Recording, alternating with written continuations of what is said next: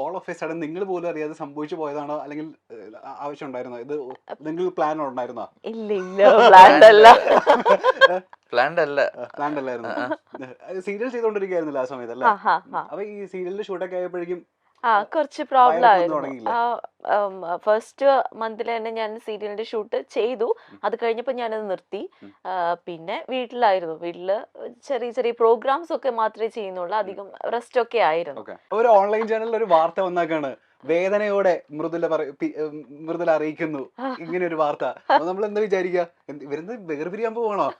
ഉള്ളടക്കം നോക്കുന്ന സമയത്ത് ഇല്ല, ഇനി അടുത്തൊരു കുട്ടി അടുത്തൊന്നും ഇല്ല. അതിനാണ് ആ വാർത്ത കണ്ടിരുന്നോ?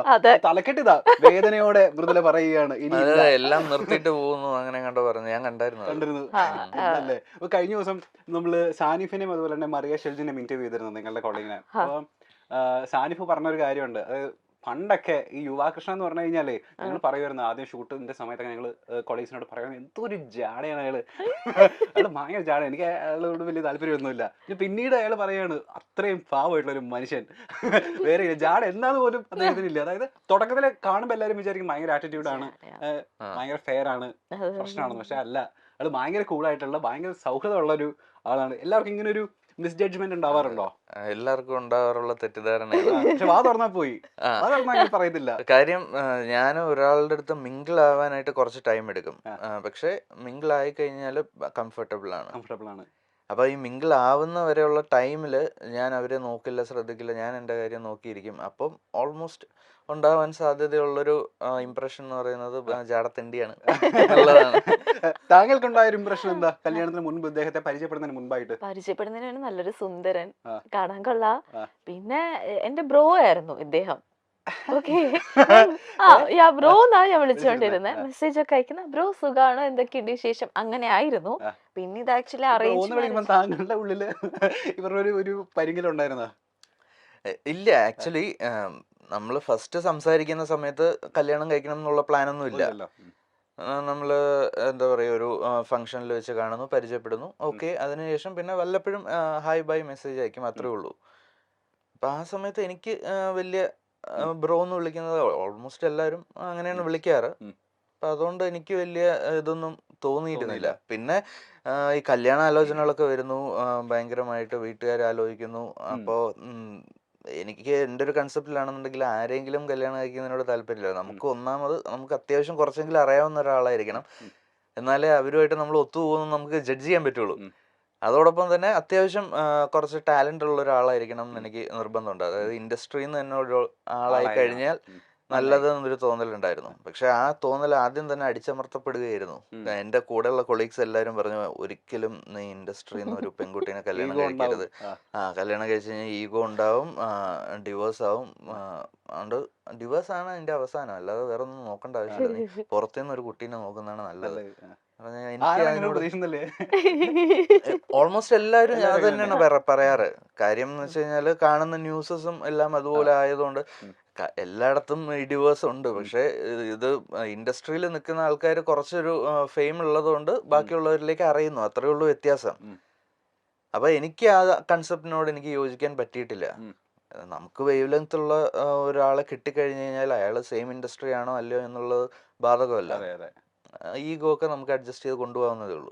അപ്പൊ അതുപോലെ തന്നെ ഇങ്ങനെ സംഭവിച്ചു പോകുന്നുണ്ട് ഇപ്പൊ. മൃദുല, ഞാൻ ചോദിക്കട്ടെ, ഇപ്പൊ ബിഫോർ ആൻഡ് ആഫ്റ്റർ ഇംപ്രഷൻ വന്ന മാറ്റം എന്താണെന്ന് ചോദിച്ചാൽ എന്താ പറയാ? അതായത് മുന്നേ നമ്മൾ വിചാരിച്ചു വെച്ചിരുന്ന കുറെ കാര്യങ്ങൾ ഉണ്ടായിരിക്കുമല്ലോ കല്യാണത്തിന് മുൻപ്, കല്യാണത്തിന് ശേഷം ഉണ്ടായ ഇംപ്രഷൻ എന്തൊക്കെയാ? മുന്നേ ഉണ്ടായിരുന്ന ഇംപ്രഷൻ എന്തായിരുന്നു? ലൈക്ക് ആളെ പറ്റിയിട്ടാണോ? ആളെ പറ്റിയിട്ട് ഇതേപോലെ ഈ ജാട എന്നുള്ളത് ജാടയാണല്ലോ എന്നുള്ളൊരു തോന്നലുണ്ടായിരുന്നു. പിന്നെ കല്യാണം കഴിഞ്ഞതിന് ശേഷം ആളെ കൂടുതൽ മനസ്സിലാക്കാൻ പറ്റി. അതാണ് ലൈക്ക് ഭയങ്കര ലവബിൾ ആയിട്ടുള്ള ഒരാളാണ്, ഭയങ്കര കൂളാണ്. എത്ര ദേഷ്യപ്പെട്ടാലും തിരിച്ച് റിയാക്ട് ചെയ്യില്ല. സോ അതുകൊണ്ട് എനിക്ക് പറയാം, എന്തും ഭയങ്കര കൂളായിട്ട് ഇതങ്ങ് എടുക്കും. അതൊക്കെ തന്നെയാണ് ആക്ച്വലി കൂടുതൽ മനസ്സിലാക്കാൻ പറ്റി. മറ്റേ ജാഡ എന്നുള്ള ആ ഒരു ഇംപ്രഷൻ മാറിയിട്ട് അതല്ല ക്യാരക്ടർ എന്നുള്ളത് മനസ്സിലായി. അണ്ടർസ്റ്റാൻഡിങ് പീപ്പിൾ ആയിരുന്നു. ഇതിപ്പോ മൃദുലേനെ ഈ പറയുന്ന പോലെ യുവേനെ നമുക്ക് എല്ലാവർക്കും ഇഷ്ടമായി തുടങ്ങിയതുണ്ടല്ലോ സ്റ്റാർ മാജിക്കിന് വന്നതിന് ശേഷമാണ്. നിങ്ങളുടെ പേഴ്സണാലിറ്റി എന്താണെന്നും ഒക്കെ മനസ്സിലായത് നമുക്ക് അങ്ങനെയല്ല. നിങ്ങളുടെ ടാലന്റ് എന്താണെന്നും ഞാൻ ഇപ്പൊ യൂട്യൂബിൽ നോക്കിയപ്പോ ഒരു വീഡിയോന്, ഒരു പെർട്ടിക്കുലർ വീഡിയോന്, മൃദുലയുടെ പെർഫോമൻസ് ഉള്ള ഒരു വീഡിയോന് 8.3 മില്യൺ വ്യൂസ് പോയേക്കുന്ന വീഡിയോ. അതായത് എനിക്ക് തോന്നുന്നു ഏറ്റവും കൂടുതൽ വ്യൂസ് പോയത് സ്റ്റാർ മാജിക്കിന്റെ ആ പെർട്ടിക്കുലർ വീഡിയോനായിരിക്കും. സ്റ്റാർ മാജിക്കിന്റെ ഒരു റെക്കോർഡ് തകർത്ത നായികയാണ്. യുവ മോശമല്ല, പിന്നീടാണ് യുവയ്ക്കും ഇങ്ങനെ ഒരു കഴിവുണ്ട്. മെയ്ഡ് ഫോർ ഈച്ച് തരാണ്. മിമിക്രി ഇവർ രണ്ടുപേരും തോളോട് തോള് നിൽക്കുന്ന കപ്പിളാണെന്ന് നമ്മൾ പിന്നീടാണ്. ഇപ്പോഴേ ഞാൻ ചെറിയൊരു ടാസ്ക് തന്നു കഴിഞ്ഞാൽ ആരെങ്കിലും നമ്മളുടെ വീഡിയോ ഒന്ന് മില്യൺ അടിക്കാൻ വേണ്ടിട്ട് ഒന്ന് ആരെയൊക്കെ നമുക്ക് ചെയ്യാൻ പറ്റും? ഇപ്പൊ ഈ പറഞ്ഞ പോലെ സ്റ്റാർ മാജിക്കിൽ വന്നതിന് ശേഷം ഒരുപാട് പേർക്ക് ഇപ്പൊ ഫാൻ ഫോളോയിങ്സ് കൂടിയിട്ടുണ്ട്. ഇപ്പൊ അനു ആയിക്കോട്ടെ, ലക്ഷ്മി നക്ഷത്ര ആയിക്കോട്ടെ, ബിനു അടിവാലി ആയിക്കോട്ടെ. ആരാണ് ആദ്യം അനുവിനെ ഈ പറയുന്ന ഈ മൊമെന്റിൽ നമുക്ക് ഇത് കാണിക്കാൻ പറ്റുമോ?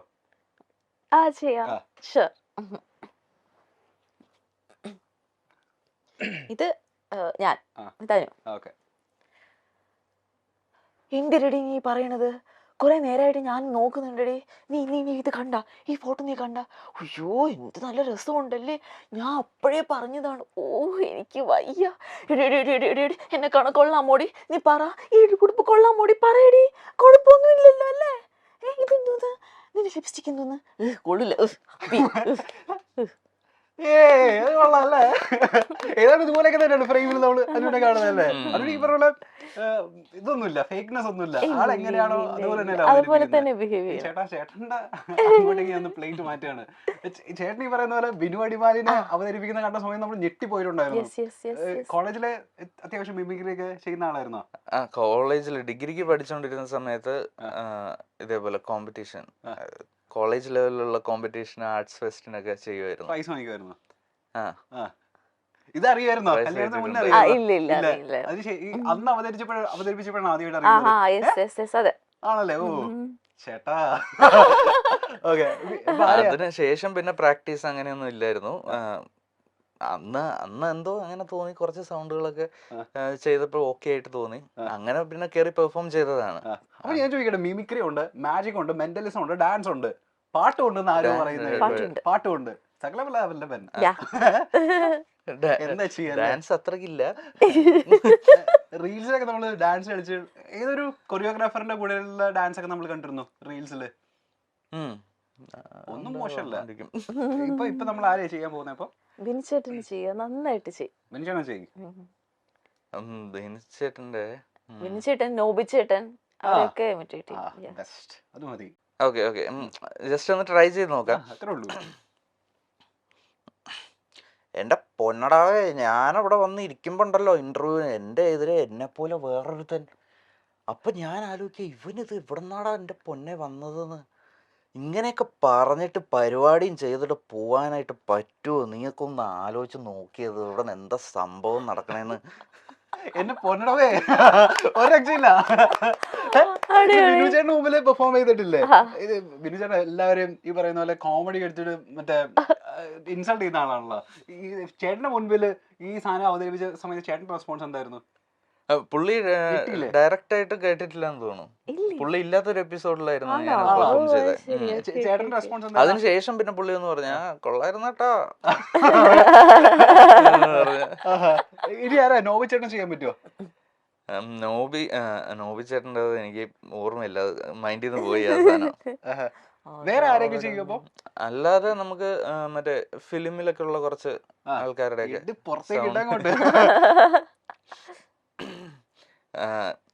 ഞാൻ സ്ഥിരം പണ്ട് കോളേജിൽ ചെയ്തിട്ടുണ്ടിരുന്ന സാധനങ്ങളൊക്കെ തന്നെ.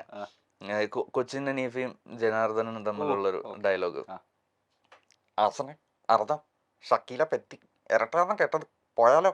ഓ നീ തങ്കപ്പനല്ലടാ പൊന്നപ്പനാ. അതുകൊള്ളാം.